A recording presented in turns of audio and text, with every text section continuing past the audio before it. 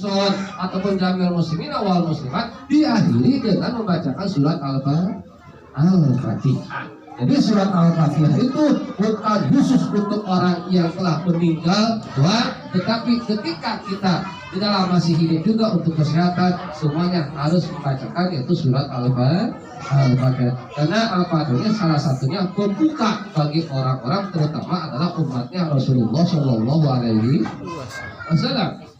Yang terakhir dalam kita harus diterangkan man zara qabra walidayhi aw ahadihima, barang siapa yang menziarahi kuburan makom walidayhi kepada kedua orang tua ya, aw ahadihima atau salah satu orang tua yang telah meninggal dunia, yaumal jumu'ati di hari Jumat kita ziarah di hari Jumat itu mau ke engkau kita ataupun mau ke saudara kita di hari Jumat faqara indahu, terus di atas kuburannya di pinggirannya tuh membacakan surat apa?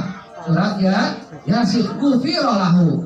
Kata Rasulullah SAW, ketika membacakan surat Yasin maka pahalanya akan menjadi ampunan kepada orang-orang yang telah meninggal dunia. Makanya kita disunahkan ketika ziarah ke makom nenek kita ataupun orang tua kita yaitu membaca surat Yasin.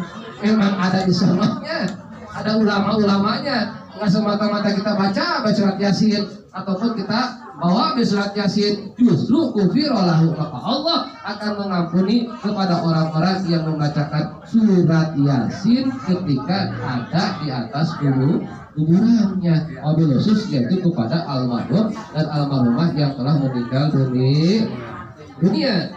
Sekarang pertanyaannya, ketika si ahli kubur dibacakan Yasin, apakah beliau mendengarkan?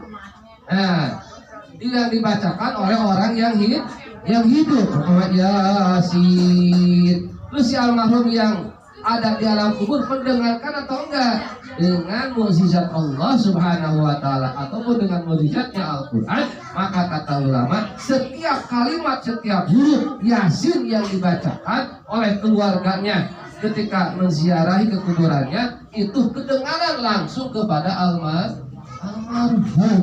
Kehebatnya asumsi Al-Quran begitu, menjadi penolong ataupun salah satunya adalah menjadi ampunan bagi orang-orang yang telah meninggal dunia.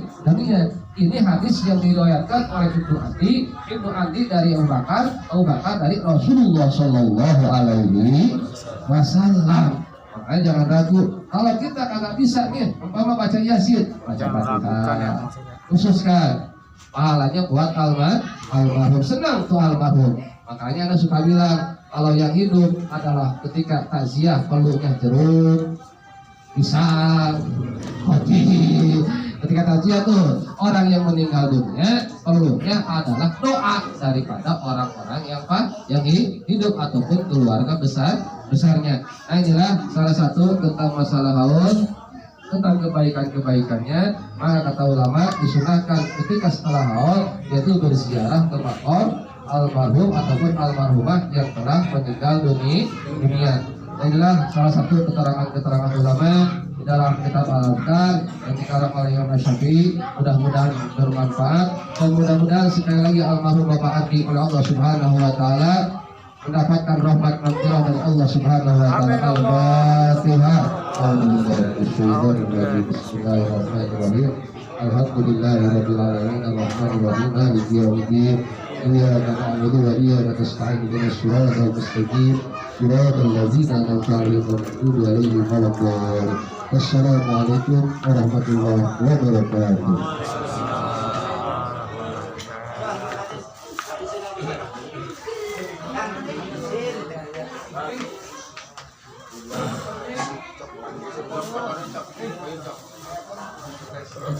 Ya, demikianlah usia yang kesempatan, mudah-mudahan kami hikmah dari nasihat tersebut dan dapat mengamalkannya.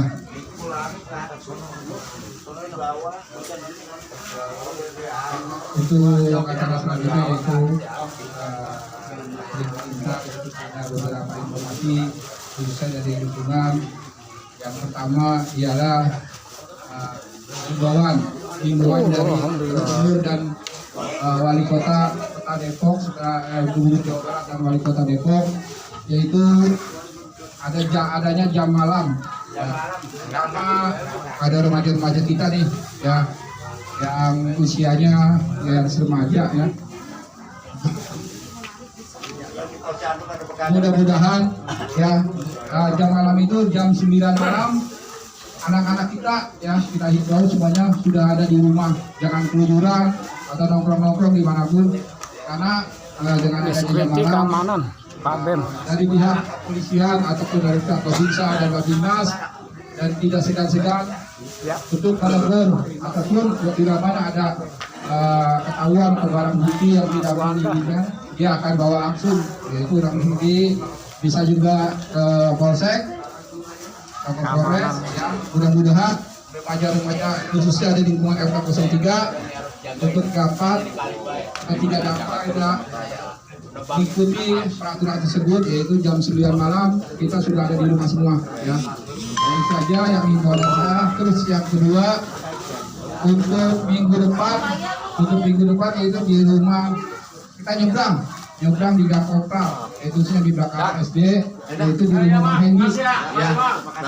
Mudah-mudahan kita dapat hadir semua di malam Jumat yang akan datang, yaitu khususnya di rumah Bang Hendy, ya. Ya itu aja informasi dari saya. Untuk kurangnya sebagai pembawa acara, silakan kami mohon maaf. Wabillahi taufiq wal hidayah. Wassalamualaikum warahmatullahi wabarakatuh.